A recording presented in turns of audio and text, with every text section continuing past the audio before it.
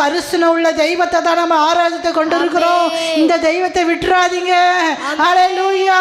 நீங்க விட்டாலும் அவர் உங்களை விட மாட்டார். ஆமென். நீங்க விட்டாலும் அவர் உங்களை விட மாட்டாரு. ஆமென். ஹல்லேலூயா. கர்த்தர் நல்லவர். அப்படிதான் விடாம துரத்திக்கினே போனார். யார? பேதுருவை. ஆமென். ஹல்லேலூயா. ஏன்னா நீ எனக்கு வேணும். ஆமென். உன் மேலதான் என் சபையை கட்ட போறேன். ஆமென். ஹல்லேலூயா. உன் நிமித்தம் தான் ஹல்லேலூயா பேதுரு எழுந்து பிரசங்கிக்க போகும்போது 3000 பேர் ரட்சிக்கப்பட்டார்கள். ஹல்லேலூயா.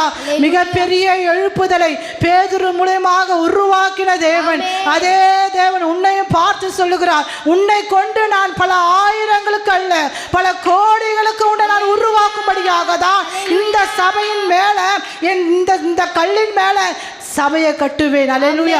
உன் நிமித்தமாக